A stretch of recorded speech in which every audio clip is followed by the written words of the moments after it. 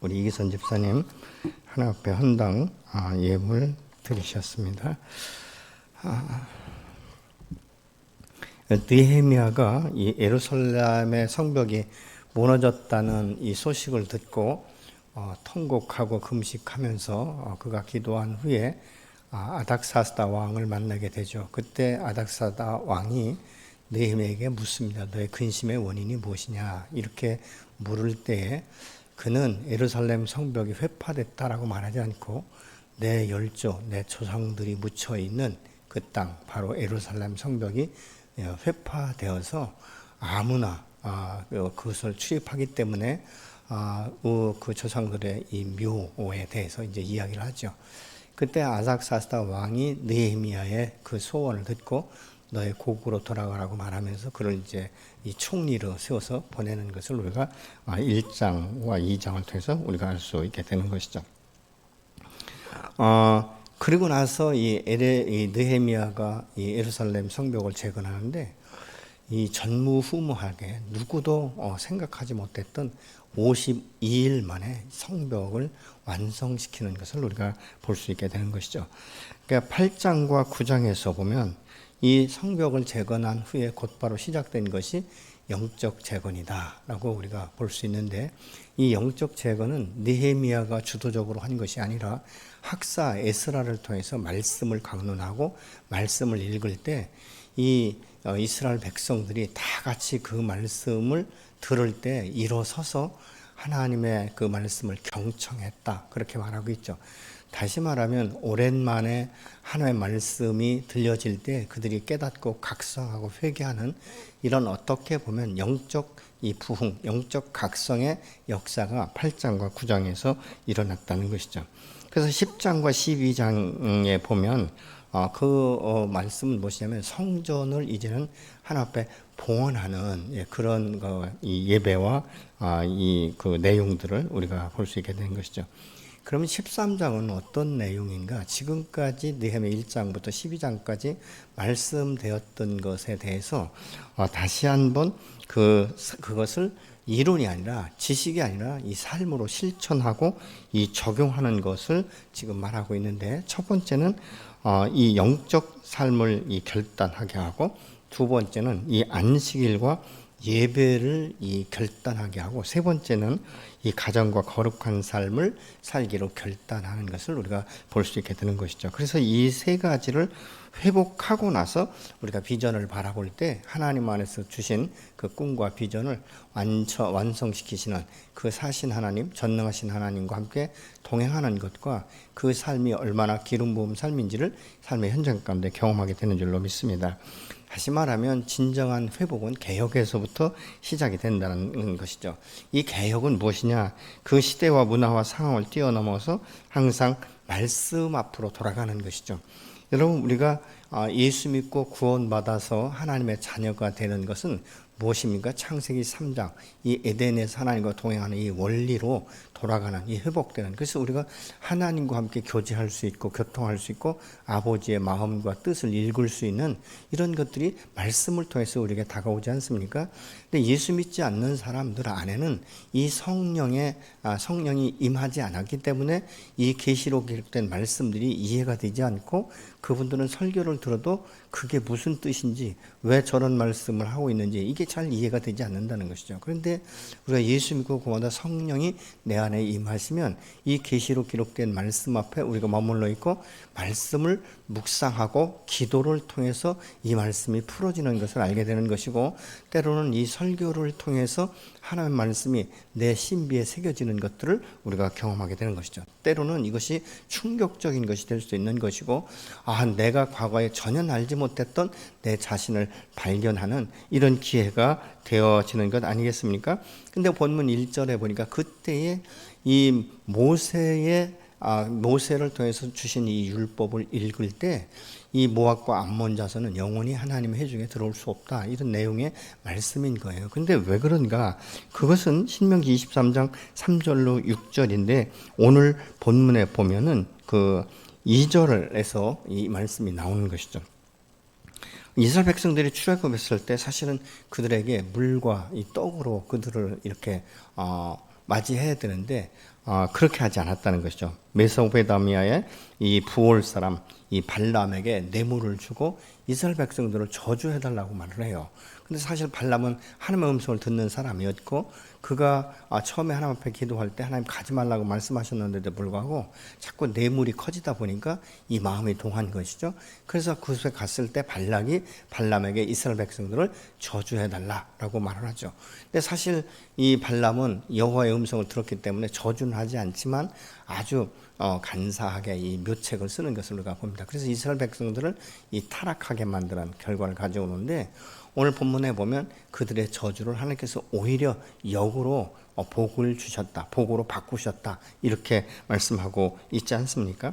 그러니까 그러면서 여호와께서 말씀하시죠. 너희는 모압과 암몬 자손에게 영원토록 너희가 생명이 있는 날 동안 그들이 평안하고 그들이 행복한 삶을 살 수 있도록 기도하지 말라. 이렇게 말씀을 합니다. 여러분 개혁이라는 것은 그렇기 때문에 말씀으로 다시 돌아가는 것을 의미하는 것이죠. 그런데 이스라엘 백성들은 성벽 재건 후에 느헤미야가 잠시 동안 자리를 비운 사이에 이 제사장 엘리야십이 이방인들과 내통하면서 성벽 재건을 방해하고 그렇게 이 조롱하던 그 사람 도비아에게 큰 방을 하나 내어주는데 이 방이 그냥 텅텅 비어있는 방이 아니지 않습니까? 4절로 5절에 보니까 이전에 우리 하나님의 전에 방을 맡은 제사장 엘리야십이 도비아와 연락이 있었으므로 도비아를 위하여 한 큰 방을 만들었으니 그 방은 원래 소재물과 유황과 그릇과 또 네의 사람들과 노래하는 자들과 문지기들에게 11조로 주는 곡물과 새 포도주와 기름과 또 제사장들에게 주는 거제물을 두는 것이다. 그러니까 분명히 목적은 성전에 나가서 예배 드리는 에 쓰여지는 어떤 이 기물들과 또 곡물과 또 이 제사장들에게 주는 그러니까 이런 이 모든 것들이 이 안에 쌓여 있었다는 것이죠. 원래 목적이 있었는데도 불구하고 그 방을 다 비워서 이 도비아라는 사람은 어떤 사람인가? 이 느헤미야가 돌아와서 예루살렘 성벽을 재건할 때 이 산발랏과 연합해가지고 말이죠. 얼마나 조롱했는지 몰라요. 너희는 성벽 재건하는데 기술자들이 아니지 않느냐. 그러면 기술자가 아니고 아마추어고 한 번도 성벽을 너희들이 건축해 본 적이 없는 너희들의 손으로 쌓는 성벽은 아마 내가 생각하기에 여우만 올라가도 무너질 것이다. 이 말은 무슨 말입니까? 너 헛수고하지 말아라. 너희가 그렇게 열심히 노력하고 밤낮 없이 일한다고 해서 그 성벽이 너희를 보호할 수 없다는 것이죠. 아무리 너희들이 잘 산다 할지라도 여우가 올라와서 무너질 정도면 무엇입니까? 그까지 성벽은 있으나마나한 성벽 아니겠습니까? 그렇기 때문에 헛수고하지 말라 이렇게 지금 말하고 있는 것이죠. 여러분 우리가 예수 믿고 구원받아 새 사람이 되고 새로운 이 삶으로 출발했을 때 우리의 주변에 있는 사람이나 이 사단 마귀는 말이죠. 어떻게든지 우리를 넘어뜨리려고 해요. 너가 예수 믿는다고 다 잘 되냐? 내가 예수 믿고 기도한다고 해서 내가 풀릴 줄 아냐? 너의 인상은 꼬였고 너의 운명은 이렇게 이제 자꾸 딴지를 걸면서 우리의 마음을 유약하게 만드는 거예요. 그럼 그때 어떻게 되는가? 느헤미야는 그 말에 대해서 한 번도 그것 때문에 혼란을 겪거나 성벽 재건을 멈춘 적이 없습니다. 오히려 이 창과 방패를 들고 그러면서 그 성벽을 재건하는 이런 모습들을 우리가 느헤미야서를 통해서 볼 수 있지 않습니까? 우리가 예수 믿고 거듭났다고 해서 한 번에 말이죠. 거룩한 어떤 성인이 될 수 없는 거예요. 우리의 신앙이 성장하고 자리를 잡고 정말 터가 굳어지고 뿌리가 깊이 내리기 위해서는 수많은 갈등과 고난과 이 역경들이 우리 안에 수없이 다가온다 그 말입니다. 그때마다 내 힘으로 능건을 할 수 없지만 여호와의 신으로 말미암아 나의 안에서 역사하시는 성령의 도우심으로 말미암아 그럼에도 불구하고 우리가 일어나는 것이고 다시 엎드러지지 않고 세워지고 말씀을 보고 묵상하고 기도하면서 우리의 신앙이 자꾸 이렇게 견고하게 성장해 나가야 이 모진 풍파도 견디게 되는 줄로 믿습니다. 그래서 우리의 신앙생활은 말이죠. 모래 위에 집을 짓는 것이 아니라 반석 위에 집을 지어서 예수 그리스도 안에서 그 영광을 드러낼 죄로 세워져야 될 줄로 믿습니다. 근데 여기서 보면 말이죠. 이 제사장 엘리야십은 그 전에도 이 도비야와 보이지 않게 내통했다라는 것을 우리가 볼 수 있지 않습니까?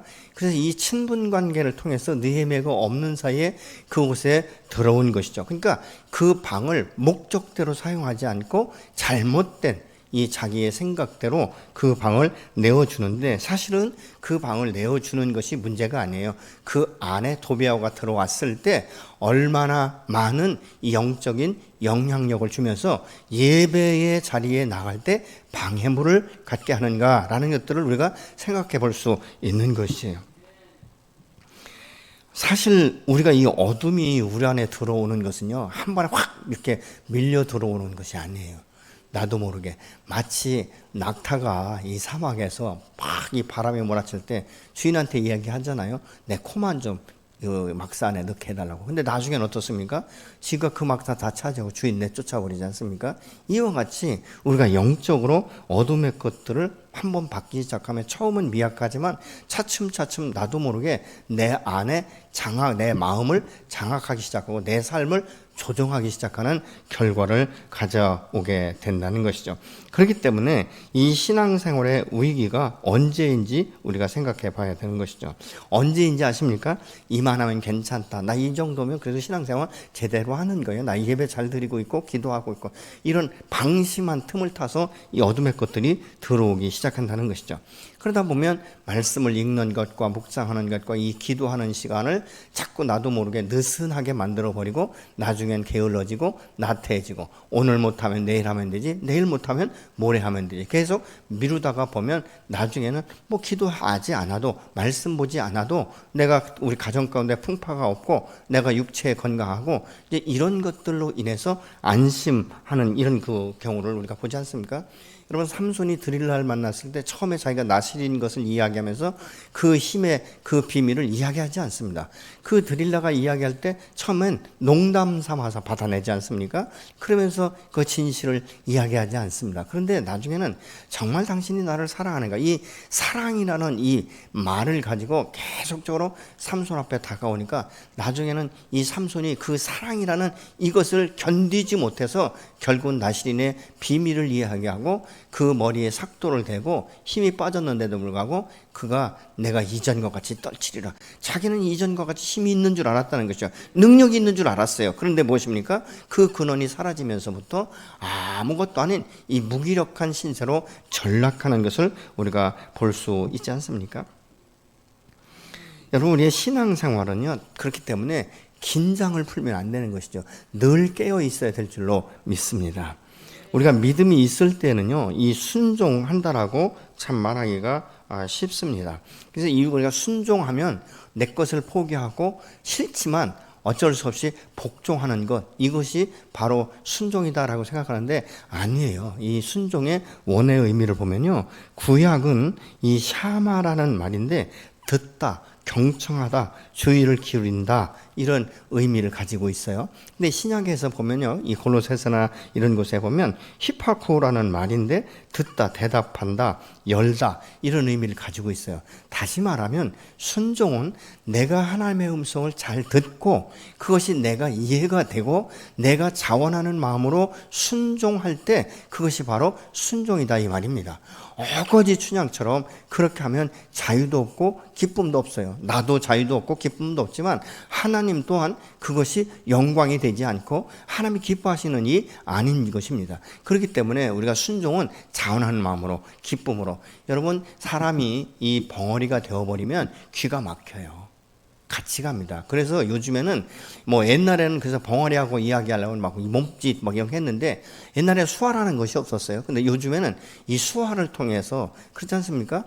이 상대방의 이 언어를 대신 수화를 통해서 듣게 되고 알게 되고 그래서 깨닫게 되고 이해하게 되는 이런 모습을 우리가 볼 수 있지 않습니까? 사실 우리가 신앙생활을 하면서 문제가 되는 것은 다른 것이 아니에요. 하나님의 음성을 들을 수 없다는 거예요. 듣지 못하니까 자기 소견에 옳은 대로 행하게 된다, 그 말입니다. 여러분, 우리가 하나님의 말씀을 잘 경청해서 들을 수만 있으면요, 우리의 삶은 지금보다 훨씬 다른 그리스도인답게 사는 이 삶으로 활력 있게 열정적으로 하나님의 꿈과 비전을 향하여 오늘 또 도전하면서 일어서서 나가게 될 줄로 믿습니다. 그러니까 이것이 되지 않으니까 보십니까? 불순종하는 거예요. 우리가 하나님의 음성을 듣는 것은 저절로 되지 않습니다. 주님 앞에 나아가서 기도하면서 때로는 기다리고 말씀 앞에 잠잠히 서서 묵상하고 가르쳐 달라고 지혜를 달라고 구하면서 조금씩 자라나는 것입니다. 여러분, 콩나물에 물을 주면 처음엔요 싹이 트는 것조차도 참 오랜 시간 걸려요. 근데 우리가 물을 주면 이 콩나물 시루에 물 줘보셨습니까? 아마 우리 젊은이들은 잘 모를 텐데 아마 연세 드신 분들은 알 거예요. 옛날엔 방에다가 놓고 그렇지 않습니까? 시루에다가 이 콩나물 앉혀가지고 보재기 씌워놓고 물 주는데 저게 클 것 같지도 않아요. 물 주면 다 밑으로 쏟아지니까. 근데 시간이 지나고 나면 어느덧 콩나물 그 위로 쫙 이렇게 시루 위로 올라오는 것을 우리가 볼 수 있지 않습니까? 우리의 신앙은 처음에는 정말 미약하고 자라는 것 같지 않아요. 내가 어느 천년에 저 집사님처럼 저 권사님 저 장로님처럼 내가 신앙이 성장할까 성숙한 그리스도인이 될까 이러지만 아니에요. 한 하루하루 지나면서 그 주님 앞에 설 때 나도 모르는 사이에 이 믿음이 자라기 시작하는 것을 우리가 볼 수 있게 됩니다. 여러분, 영적 생활은 그렇기 때문에 저절로 시간만 가면 되는 문제가 아니라는 것이죠. 여러분, 우리 서목사님 같은 경우도 이제 이 곡식을 심으면요 그냥 방치해 두시지 않아요. 아침마다 가서 풀 뽑아줘야 되고 또 때로는 거기에 농약도 쳐야 되는 것이고 때로는 이 퇴비도 갖다 더해서 이 주고 그래서 이 알곡을 거두는 거예요. 근데 들에 이 잡초를 보면요 누가 그거 돌보는 사람이 아무도 없어요. 근데 얼마나 이 아주 장성하게 성장을 하는지요. 나중에는 풀을 맬 수가 없지 않습니까? 나스로 쳐내는 이런 결과를 가져오게 되는데 이 나스로 쳐내도 뿌리가 그냥 현존하기 때문에 또 며칠만 지나서 돌아서면 또 풀이 그렇게 성장하는 것을 우리가 보게 되는 것이죠. 우리의 영혼이요 이 거듭난 후에 돌보지 않으면 마치 들에 있는 잡초가 무성해지듯이 우리가 옛사람의 정서 안에서 도로 다시 이 세상 사람과 별반 다르지 않게 우리가 그렇게 살아갈 수밖에 없다는 것이죠. 영적 성숙을 원하시면 그래서 내 영혼이 주님 안에서 잘되고 범사가 강건하게 되기를 원한다면 사실 우리가 훈련이 필요한 것이죠. 그래서 요즘에 저들이 이제 이 기도 단톡방을 만들어서 계속적으로 이 개인 기도를 하게 하지 않습니까? 2분이 10분이 되고 10분이 20분이 되고 그것이 30분이 되고 뭐 1시간 이상도 이렇게 하는 것들을 보는데 요즘에 제 아내하고 같이 이야기하면서 보면요 우리 형제님들보다는 우리 여전도회가 기도빨이 센가 봐요. 기도의 시간이 평균적으로 굉장히 많아요.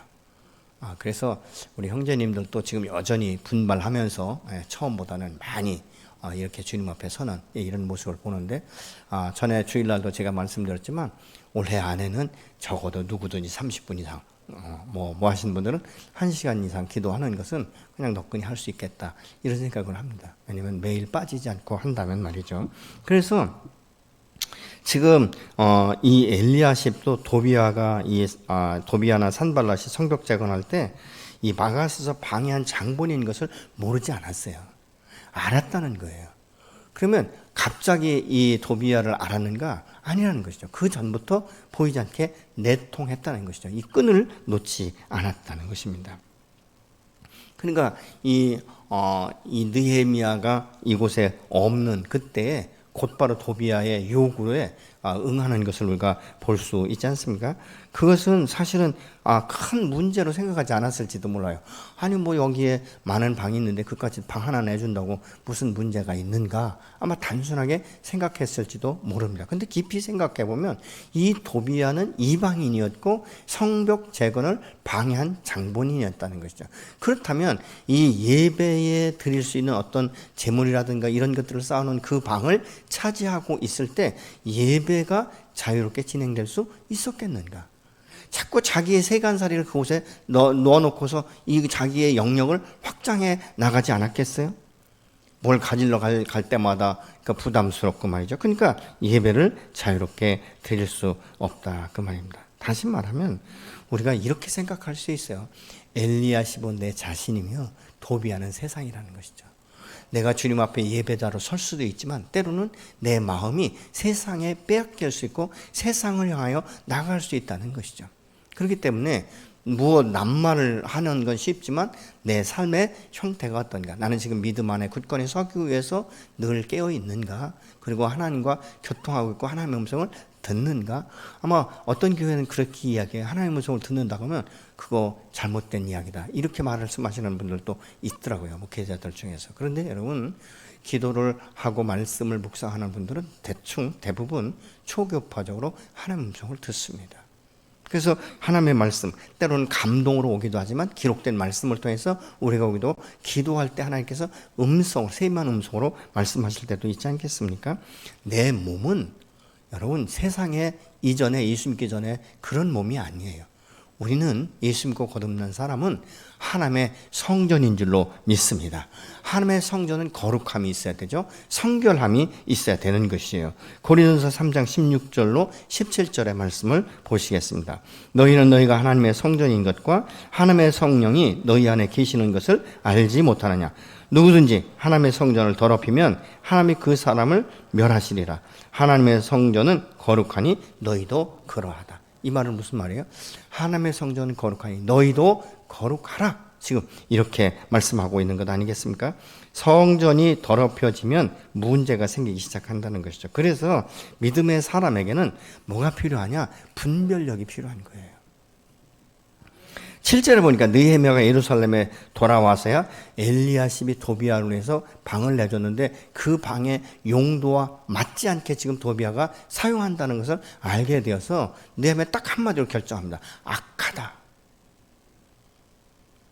느헤미야가 도비야를 만나서 뭐 선후 이것을 이야기하지 않습니다.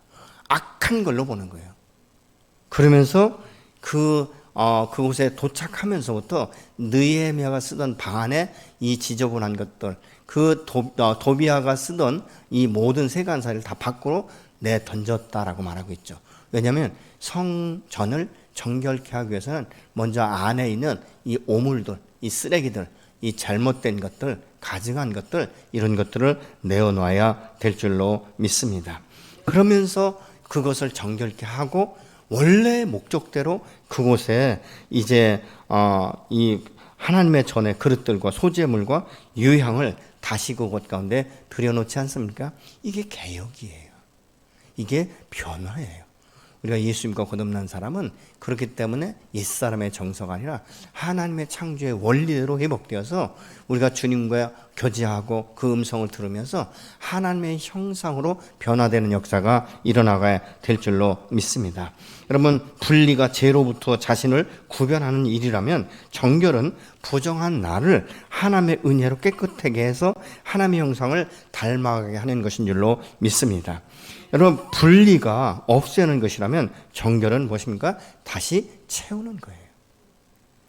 도비야가 쓰던 방은 성전의 방 중에서 그 여분으로 남은 방이 아니라는 것이죠. 하나님을 예배하는 데 필요한 성물을 두는 장소였습니다. 그곳에 예배 때 쓰이는 각종 도구와 제물과 11조와 이 감사 예물이 있는 방으로 성결해야 되는데 이 방이 들어와서 그 방을 딱 차지하고 있는 거예요. 여러분, 내 집에 손님이 오면 손님방을 내주지 않습니까? 그러니까 손님이 계시면 내가 과거에 내 마음대로 출입하던 방이지만 일단 손님이 들어오면 내 마음대로 출입할 수 없지 않습니까? 그 방을 들어가려면 어떻게 해요? 노크부터 하지 않습니까? 그리고 묻잖아요. 들어가도 됩니까? 내 방인데도, 내 집인데도 불구하고 우리가 그렇지 않습니까? 하물며 이방인인 이 도비야가 성전 기물이 있고 그곳에 예배 드릴 때 필요한 모든 것들이 있는 이 방을 차지하고 있다면 어떻게 그 방을 정결하다라고 말할 수 있고 어떻게 그곳에서 이 제물들과 이 모든 것들을 그가 잘 지키고 있다라고 말할 수 있겠습니까? 불편하기 짝이 없을 것이에요. 자꾸 신경이 쓰이지 않겠습니까?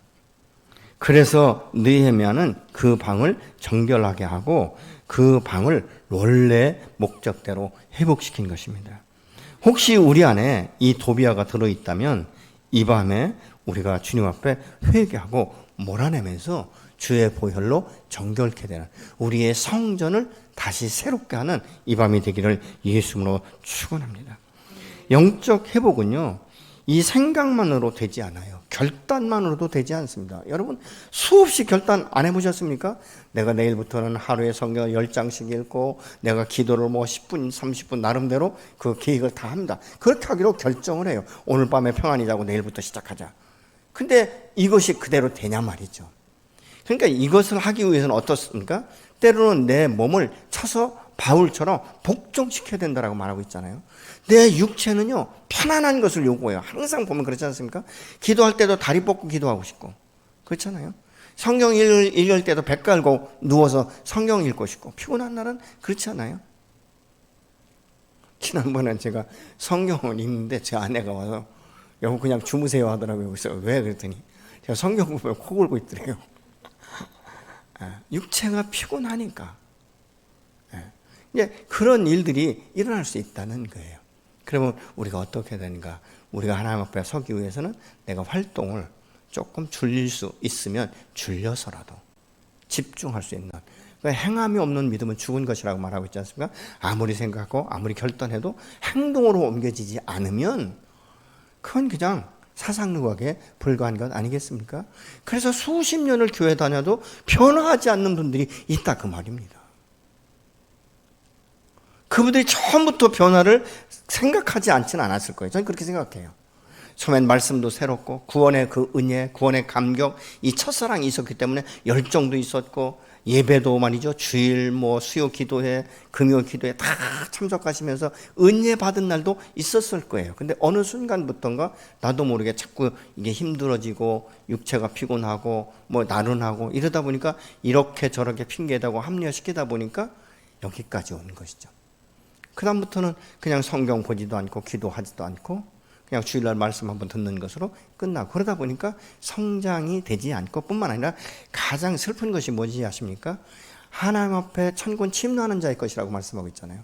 기도하고 말씀을 붙들고 언약의 말씀을 붙들고 하나님 당신이 이렇게 약속하지 않았습니까? 그러면서 그 말씀 앞에 우리가 기도해서 능력을 얻고 응답받는 이런 경험을 우리가 해야 되지 않겠습니까? 이것이 없다면 여러분, 신앙생활이 사실 종교와 다를 바가 뭐가 있겠습니까? 저는 아주 어렸을 적부터요, 저희가 뭐 정확히는 제가 잘 모르겠습니다. 9남매인지 10남매인지는 모르지만 다 죽고 4남매 남았어요. 저희 어머님이 이 치성을 드릴 때는요, 말로 표현할 수 없을 만큼 시골에서 하루 종일 땀이 범벅이 되고 한여름에 땀이 범벅이 되셔도 딱 치성을 드리는 날은요, 목욕하시고 목욕제기하시고 옷을 그냥 깨끗한 옷으로 갈아입으시고, 자식들이 많이 죽어서 그런지는 모르지만, 근데 그게 무슨 불교도 아니고 샤머니즘이라는 것이죠. 배만 아파도 전송무당 데려다가 동토 잡는다고 하고, 근데 저는 그때는 몰랐는데 나중에 생각해보니까 그래, 꼭 무당이면 동토 잡고 나중에 칼로 십자가를 읊고 그곳에 이 된장국을 붓고 말이죠, 바가지를 엎어놓더라고. 그게 무슨 이유인지는 몰랐어요. 그러니까 알지 못하는 신에게 비는 것이죠. 그런데도 그렇게 치성을 드리고, 저희 장동 옆에는 칠성단이 있었어요. 항상 보면 이 벼를 깨끗하게 볕단을 이렇게 정결하게 해가지고 꼭 이렇게 십자가를 그어놓고 정한수를 떠다 놓으신 것을 제가 어렸을 적부터 봤어요. 특히 가족 가운데 아프게 되면 뭐 그땐 그냥 밤낮 없이 그렇게 하시는 것을 제가 보았습니다. 하물며 이름도 없는, 대상도 잘 모르는 이런 우상을 섬길 때도 그런데 말이죠. 우리가 살아계신 하나님, 전능하신 하나님, 인격적이시고 대화를 통해서 말씀하시고 우리를 깨닫게 하시고 우리를 붙들어 주시고 여전히 나는 내 편이라고 말씀하시면서 내가 너의 아비 된 것을 한 번도 후회해 본 적이 없다라고 말씀하시는 이 하나님 앞에 우리가 나가지 못할 이유가 뭐가 있겠습니까? 다른 것 아니잖아요. 이 생활이 좋사오니. 그건 아니겠습니까? 전에서 자신에게도 그런 메시지를 해요. 내가 만약 천국에 갔을 때 하나님께서 내가 허락하신 모든 복들을 다 누리지 못했다면 얼마나 안타까울까, 얼마나 아쉬울까. 저는 우리 성도들이 사실은 하나님의 음성을 들으면서 하나님께서 언약하신 그 축복과 부를 누리면서 많은 사람들에게 선한 영향력을 끼치면서 흘려보내는 이런 축복의 통로가 되기를 원합니다. 우리 마음이 해이해지고 예배가 느슨해지지 않도록 늘 깨어있고 분별력을 가지고 주님 앞에 설 때 주님이 기뻐하시면서 성령의 임재를 통해서 언약의 말씀을 들고 기도하고 또 말씀 앞에 순종을 통해서 하나님께서 영광 받으시고 주의 그 크신 뜻을 이루기를 원하시는 줄로 믿습니다. 영적 회복은 자신의 현 상태를 깨닫고 분리시키는 데서부터 시작되는 줄로 믿습니다. 그러기 위해서는 늘 깨어 있어야 되고 하나님 앞에 지혜를 구하고 이 영안이 열릴 수 있어서 보고 감각적으로 분별하고 이 느헤미야처럼 바로 처단해버리는, 바로 그것과 결별하는 이런 역사가 있어져야 될 줄로 믿습니다.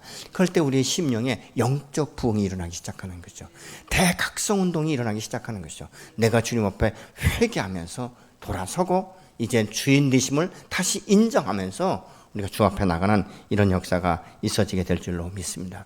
심지어는 여기에서 이 모든 것들을 다 하니까요. 도비아가 있는 동안에 제사가 예배가 제대로 드려지지 않으니까요. 어떻습니까? 제사장들이 그 방에 없잖아요. 다 뿔뿔이 흩어진 거예요. 생활을 해야 되니까.